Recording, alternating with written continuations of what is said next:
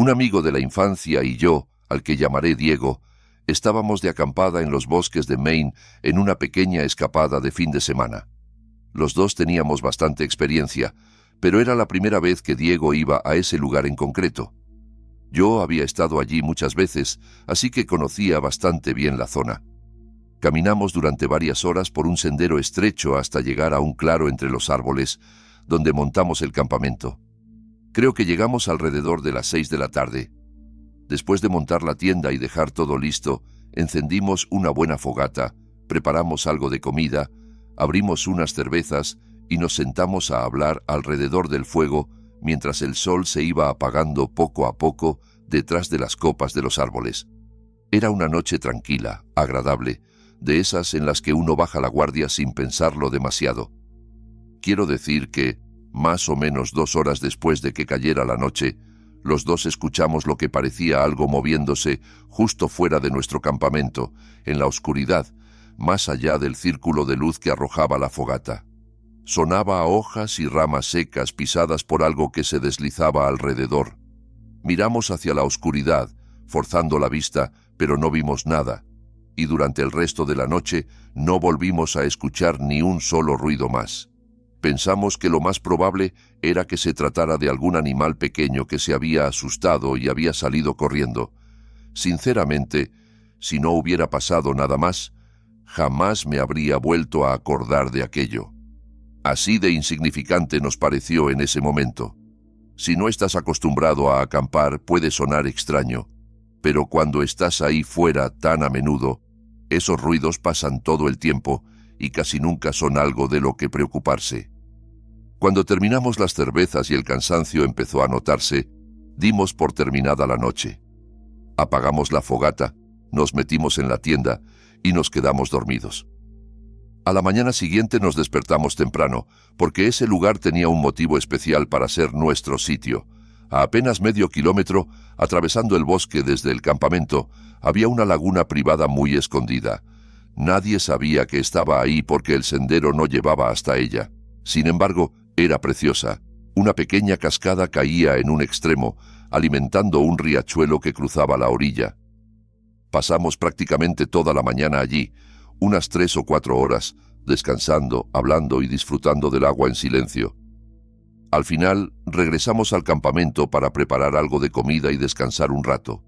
Incluso me eché una pequeña siesta. Pero, de nuevo, alrededor de las 6 de la tarde, el sol empezaba a bajar y no habíamos recogido nada de leña para la fogata de esa noche. La mayoría de las ramas secas que había tiradas cerca del campamento las habíamos usado la noche anterior, así que teníamos que alejarnos un poco y rebuscar más. A mitad de la búsqueda, Diego dijo que iba a dar una vuelta para explorar un poco otras zonas y que recogería lo que pudiera de camino de vuelta. Yo respondí, «Claro, sin problema», y seguí agachándome a recoger ramas del suelo. Diego hacía eso prácticamente cada vez que íbamos de camping. Creo que simplemente le gustaba pasar un rato a solas y empaparse del bosque en silencio. Yo conseguí una buena cantidad de leña y volví a sentarme en el campamento, matando el tiempo mientras esperaba a que Diego regresara para encender el fuego. El sol fue bajando cada vez más, y de repente me di cuenta de que llevaba un tiempo extrañamente largo fuera. Normalmente no tardaba tanto, y tenía suficiente experiencia como para saber que no era buena idea andar vagando por el bosque tan cerca del anochecer. Allí no teníamos señal en los teléfonos. La única forma de mantener el contacto era mediante unos pequeños dispositivos de mensajería satelital que llevábamos siempre encima, guardados en nuestras riñoneras junto con un spray para osos y otras cosas por el estilo. Normalmente servían más como dispositivos de emergencia, pero en situaciones como esta también eran útiles. Saqué el mío para enviarle un mensaje, pero vi que él ya me había mandado uno hacía apenas unos minutos. Diego decía que se había desorientado un poco, pero que por suerte había acabado llegando otra vez a la laguna. Le respondí diciéndole que se quedara quieto allí, que no se moviera, y que yo iría lo más rápido posible a buscarlo para guiarlo de vuelta. Cuando alguien se pierde, lo mejor es quedarse en un mismo sitio y no arriesgarse a perder aún más la referencia.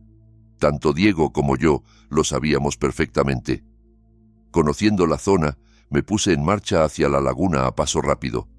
En ese punto, era básicamente una carrera contra el sol. Incluso teniendo linterna frontal y conociendo el área de día, era muy fácil perderse en el bosque de noche. Llevaba más o menos medio camino recorrido, a unos 4 o 5 minutos de la laguna, cuando recibí otro mensaje. Metí la mano en la riñonera, lo saqué pensando que sería Diego avisando de cómo estaba o preguntando cuánto me faltaba. Pero lo único que había escrito era «Te veo».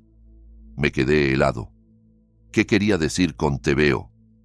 Yo ni siquiera estaba cerca de la laguna todavía. Me detuve, miré alrededor, girando sobre mí mismo, pero no vi a nadie entre los troncos. Le respondí diciendo que aún no estaba allí y que no lo veía. Un poco inquieto, empecé a caminar más deprisa, casi corriendo hacia la laguna, con el corazón acelerado. Llegué enseguida, corriendo hasta el borde de los árboles donde comenzaba el agua. Diego no estaba ahí. Desde donde me encontraba, podía ver prácticamente todo el contorno de árboles alrededor de la laguna y no se veía a nadie en ninguna parte.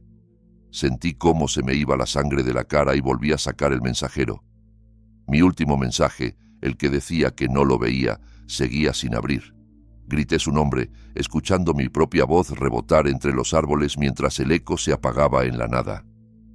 El sol estaba prácticamente desaparecido y el bosque se volvía cada vez más silencioso y oscuro, como si algo contuviera la respiración. Pensé que quizá ya había empezado a regresar al campamento, como si de pronto hubiera recordado el camino. No se me ocurría por qué lo haría, pero ¿dónde más podía estar?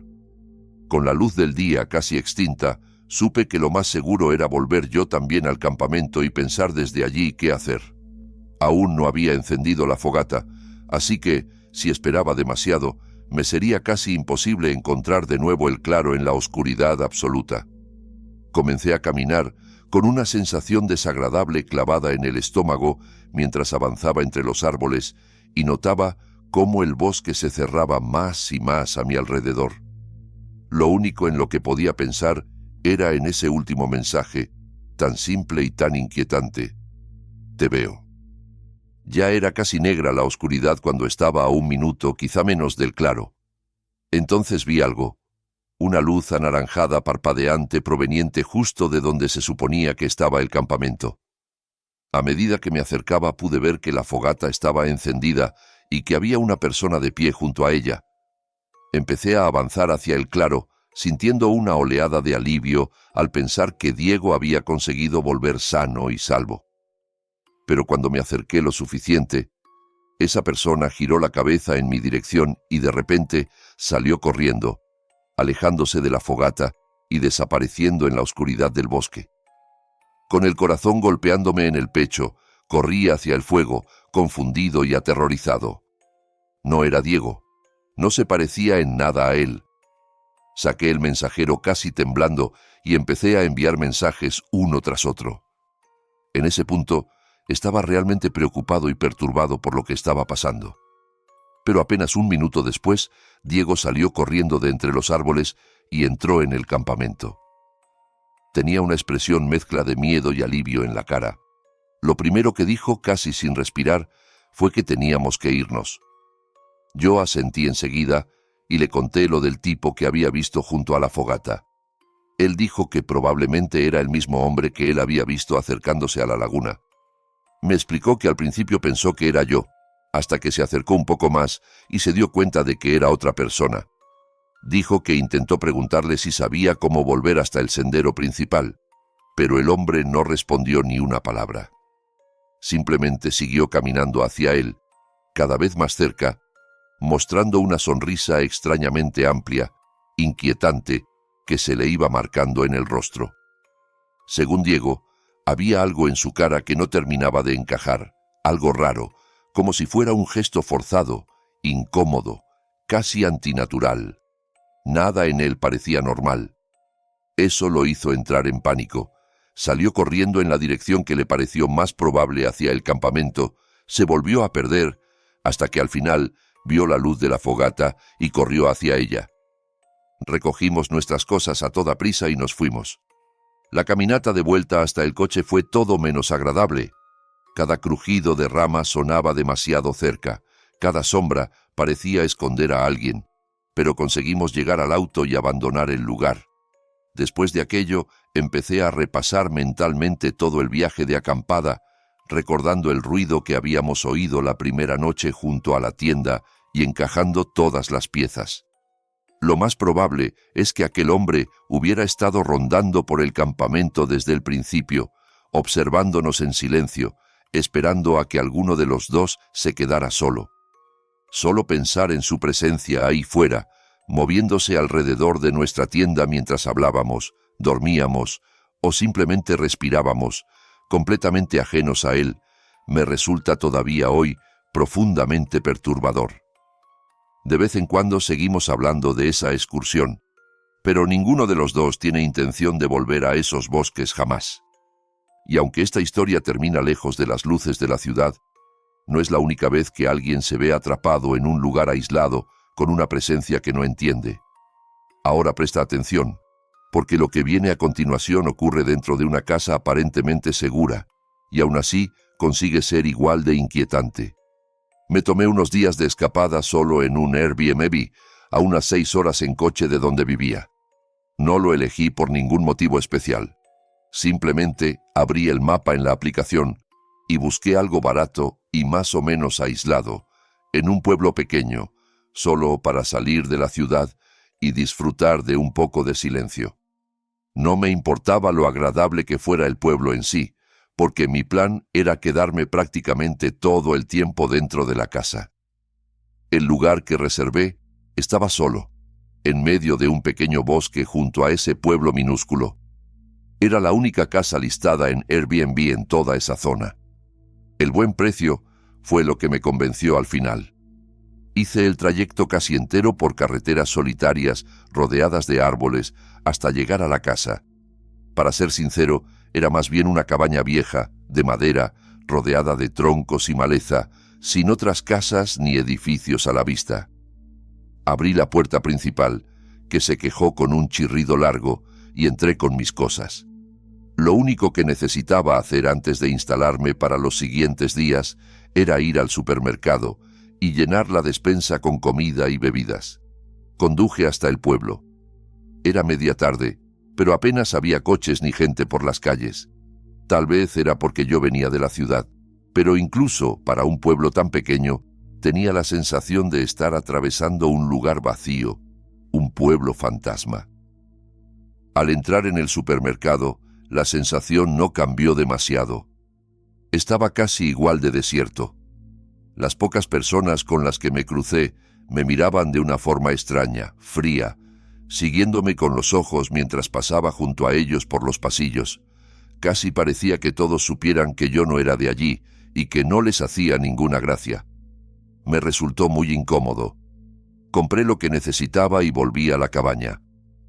Para entonces, ya había decidido que seguramente estaba exagerando, poniéndome paranoico sin motivo. No tenía sentido pensar que aquellas personas realmente se fijaran tanto en mí. No era más que un desconocido en un supermercado. Sacudí el mal presentimiento y me tranquilizó saber que no pensaba volver al pueblo en lo que quedaba de viaje. Desempacé, me acomodé en el salón y me puse a ver la televisión. Esa noche y todo el día siguiente transcurrieron en un silencio agradable. El bosque era tranquilo. No se escuchaba casi nada más allá de la lluvia ocasional sobre el techo, pero la noche siguiente llegó una tormenta de verdad. Afuera caía un aguacero brutal. El viento golpeaba las ventanas y los truenos retumbaban de fondo. Yo estaba acurrucado en el sofá, medio dormido, dejando que el sonido de la lluvia me adormeciera cuando llamaron a la puerta de la cabaña. Di un salto y miré hacia la entrada. Me negaba a creer que alguien estuviera de pie fuera en medio de semejante tempestad. Revisé el teléfono y no tenía ningún mensaje del anfitrión del Airbnb ni de nadie. Además, solo se había escuchado un golpe, una sola llamada. Después de unos 30 segundos, me levanté y me acerqué a la puerta. Miré por la ventana, pero no vi a nadie. Estaba demasiado oscuro y no había luz en el porche, así que, sin abrir la puerta, apenas podía distinguir nada. A medida que pasaban los minutos, mi mente se esforzaba por encontrar cualquier explicación que no fuera «hay alguien llamando a la puerta». Pensé que tal vez el viento había tirado algo, o que yo lo había soñado medio dormido. Creo que, en el fondo, simplemente no quería aceptar la idea de que alguien estuviera ahí fuera, porque sabía lo inquietante que eso sería. Volví a tumbarme en el sofá, con la televisión encendida a un volumen bajo, sin prestar demasiada atención. Pasó un buen rato. No estaba contando el tiempo, pero si tuviera que adivinar, diría que aproximadamente 1 hora. La televisión sonaba suave y la tormenta seguía rugiendo sobre el tejado. Entre esos sonidos, sin embargo, se coló de pronto una tos a mi espalda. Una tos rápida, contenida, claramente de hombre, como si alguien hubiera tratado de ahogarla. Giré la cabeza bruscamente y miré hacia la ventana del salón. Alcancé a ver, apenas por una fracción de segundo, algo retirándose del cristal hacia la oscuridad del exterior. Fue tan rápido que ni siquiera pude asegurar si había visto una silueta o un simple reflejo, pero el sonido de la tos lo delató. Había alguien fuera de la cabaña. Sabía que tenía que haber estado mirando hacia adentro, observando el interior a través del vidrio, y aquella idea me provocó un escalofrío profundo.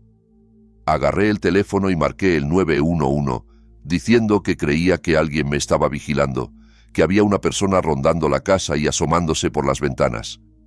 La tormenta era tan fuerte que yo no podía oír pasos, ni ramas, ni nada. No tenía manera de saber si esa persona se había marchado corriendo o si seguía ahí, pegada a la pared, esperando.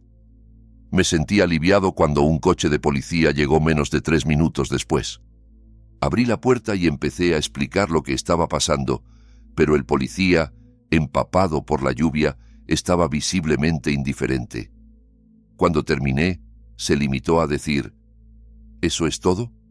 Lo dijo con una expresión de fastidio, como si lo hubiese sacado de la cama por una tontería. No tomó notas, no me hizo preguntas. Tenía la misma mirada fría que el resto de la gente del pueblo. Parecía auténticamente molesto por haber tenido que conducir hasta allí en plena tormenta por mi culpa. Dijo que no había visto a nadie al llegar, que si realmente pasaba algo, volviera a llamar. Antes de que pudiera responder, se dio la vuelta, subió al coche y se fue. No podía creerlo. Eso me hizo sentir aún menos seguro y más intranquilo, como si todo aquello escondiera algo que yo no estaba viendo. El pueblo entero me ponía en tensión. Al notar que algo no iba bien, decidí cortar el viaje antes de tiempo y marcharme. Cerré la puerta con llave y comencé a hacer la maleta a toda prisa. Solo había alcanzado a abrir la mochila y empezar a meter ropa dentro, así que habrían pasado, con suerte, 60 segundos desde que el policía se fue, cuando empezaron a golpear la puerta con fuerza. Esta vez, no fue un solo golpe.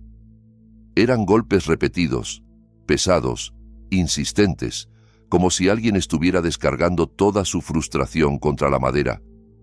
Miré por la ventana del dormitorio y pude confirmar que el coche patrulla ya no estaba.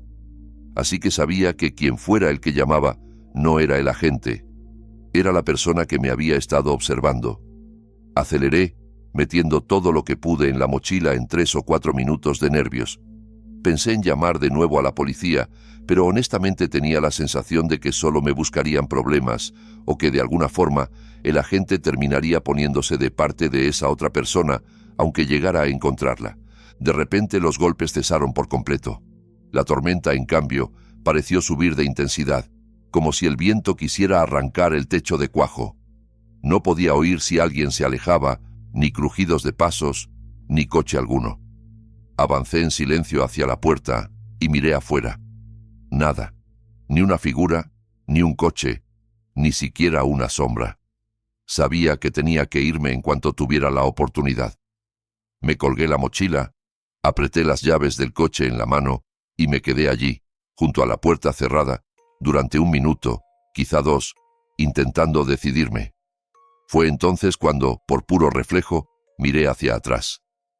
En la misma ventana de antes, vi algo moverse otra vez, una forma que se apartaba lentamente del cristal. supe que esa era mi única oportunidad de escapar. Abrí la puerta de golpe y salí corriendo de la cabaña directo a la tormenta. El corazón me retumbaba en el pecho, sabiendo que esa persona probablemente estaba rodeando la casa para interceptarme. Me metí en el coche, lo encendí y salí de la entrada a toda velocidad. La lluvia caía tan fuerte que apenas podía ver unos 3 metros por delante de mí. No sé si llegó a correr tras el coche o si se quedó allí, mirándome irme. Podría haber estado justo detrás, acercándose a la ventana, y yo no lo habría visto. Conduje por el camino forestal hasta salir a la carretera, y después abandoné el pueblo y manejé todo el trayecto de vuelta a casa sin detenerme ni una sola vez. Ha sido la experiencia más inquietante y siniestra de toda mi vida. Y creo que lo peor de todo es no saber por qué estaba ocurriendo, ni quién era esa persona que se arrastraba alrededor de la cabaña, mirándome por las ventanas y golpeando la puerta como si quisiera entrar a toda costa. No dejo de pensar en la sensación extraña que me produjo ese pueblo desde el principio, en la forma en que me miraba todo el mundo y en la posibilidad de que supieran que aquella casa era un Airbnb. Como si odiaran a los forasteros y estuvieran dispuestos a llegar a extremos impensables para echarme de allí. Tenía la sensación de estar metido en el corazón de un pueblo donde todos formaban parte de una especie de culto privado. Si hubiera decidido quedarme esa noche, las cosas podrían haber escalado hasta un punto sin vuelta atrás. Por suerte, no tuve que averiguarlo. Todo esto pasó hace solo 7 u 8 meses. Y aunque escapar de un pueblo hostil ya es bastante pesadilla, hay historias en las que el peligro se sienta a tu lado con la cara de alguien a quien quieres. La siguiente ocurre en la casa de un amigo.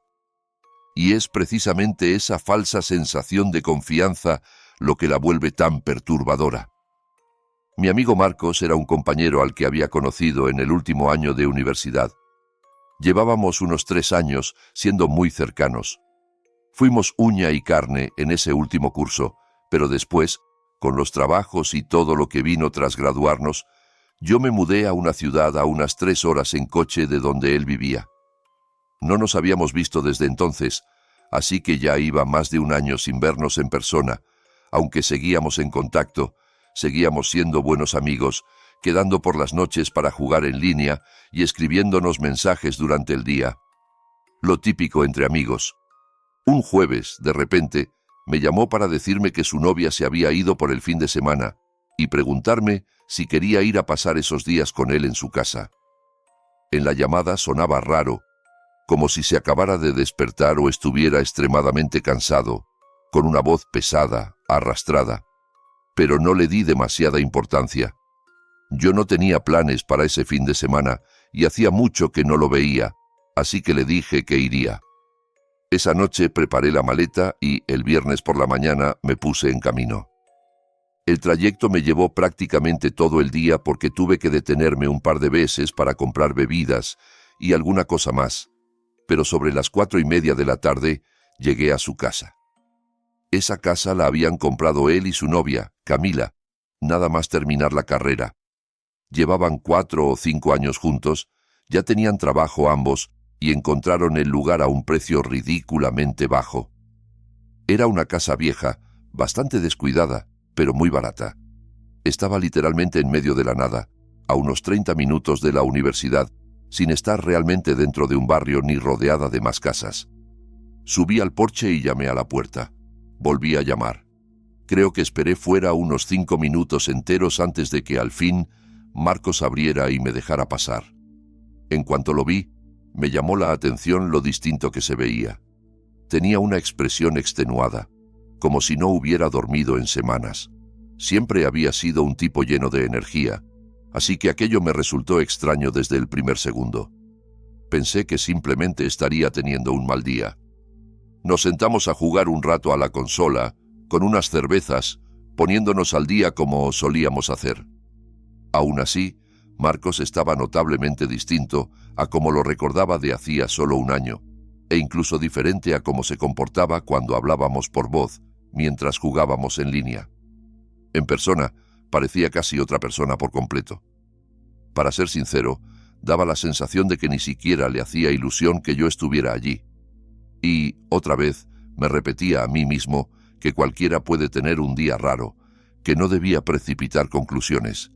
Cuando se hizo de noche, y antes de que se nos fuera la mano con la bebida, le comenté que quizá podíamos irnos a dormir temprano, descansar bien y aprovechar el día siguiente con más energía. Pero él, con esos ojos caídos y esa voz ronca de cansancio, insistió en que deberíamos quedarnos despiertos esa noche. Casi parecía que le costara mantener los ojos abiertos, lo que hacía que su insistencia resultara aún más extraña. Y cuanto más le decía que tal vez era mejor irse a dormir, más insistente y pesado se ponía con que no, que había que quedarse despierto. Acepté quedarme un rato más, unos 30 minutos. Ese tiempo se hizo muy incómodo. Marcos estaba demasiado agotado para mantener una conversación normal. Pasábamos largos ratos en silencio, tomando pequeños sorbos de nuestras bebidas, mirando la pantalla sin decir nada. La atmósfera se volvió rara, densa. No se sentía para nada como estar con uno de mis mejores amigos. Me costaba entender cómo podía ser la misma persona con la que me reía sin parar hacía un par de años y por qué solo se comportaba así cuando nos veíamos en persona. Intenté preguntarle qué había sido de su vida últimamente, cómo le iba el trabajo, si todo estaba bien, pero evitaba responder a ese tipo de preguntas. Desviaba el tema con respuestas cortas o directamente cambiaba de conversación. Al final, dije que necesitaba dormir y aunque volvió a presionarme para que me quedara un rato más, esta vez me mantuve firme. Estaba preocupado por él y al mismo tiempo empezaba a sentirme inquieto, pero quise creer que al día siguiente todo estaría más calmado. Fui al dormitorio de invitados para prepararme para dormir y fue ahí cuando algo me hizo ruido. La habitación estaba completamente vacía. No había muebles, ni cuadros, ni una simple mesita de noche.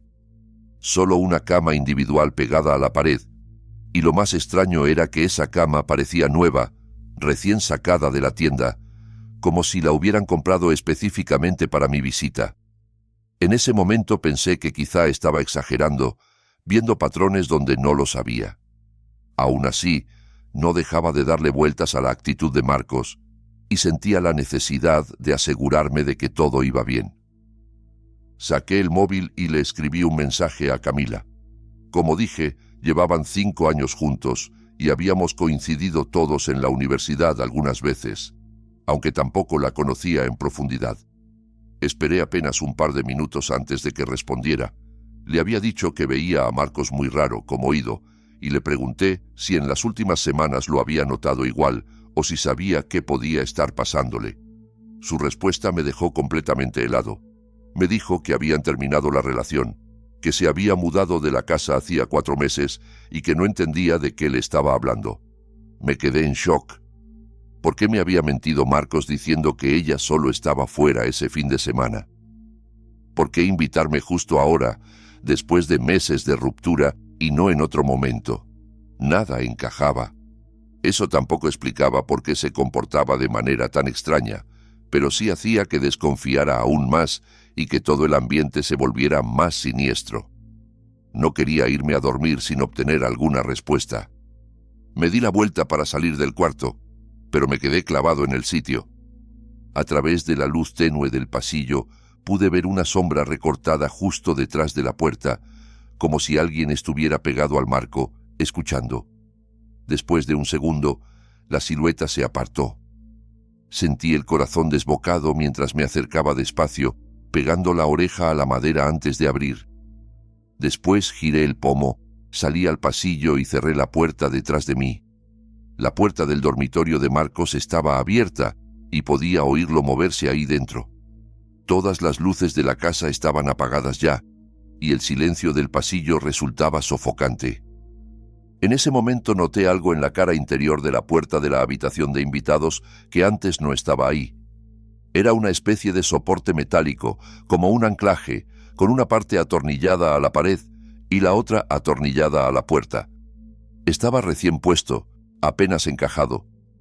Marcos tenía que haberlo colocado mientras yo estaba dentro, leyendo el mensaje de Camila y tratando de entender la situación, probablemente enroscando los tornillos a mano, en silencio. La idea de quedarme una sola noche más en esa casa me resultó repentinamente insoportable. Sabía que no podía seguir ahí dentro ni un minuto más. Empecé a caminar rápido y en silencio por el pasillo.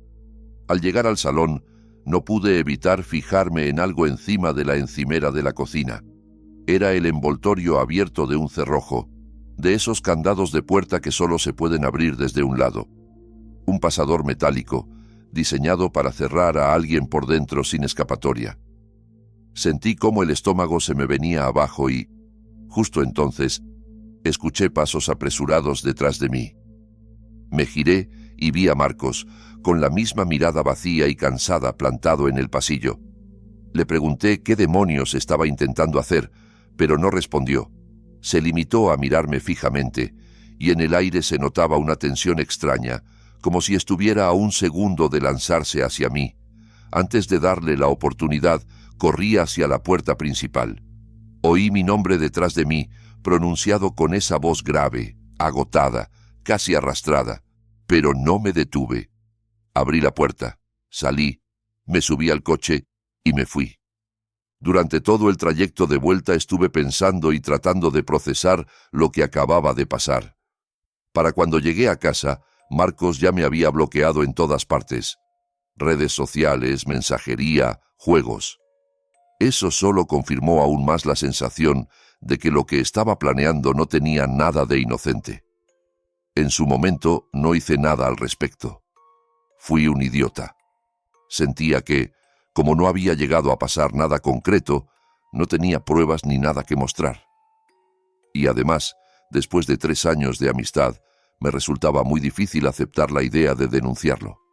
A día de hoy sigo sin entender por qué quería encerrarme en ese cuarto, qué pensaba hacer si lo hubiera permitido, ni hasta dónde estaba dispuesto a llegar. Es aterrador darte cuenta de que puedes compartir años de tu vida con alguien y aún así no conocer realmente quién es. Solo me queda el alivio de haber salido de esa casa a tiempo. Si estas historias te dejaron una sensación extraña cuando miras a la oscuridad, no te vayas sin dejar tu like. Suscríbete si quieres seguir escuchando más relatos que no te dejarán dormir tranquilo. Y cuéntame en los comentarios cuál de estas experiencias te puso más nervioso, o qué habrías hecho tú en el lugar de quienes vivieron todo esto.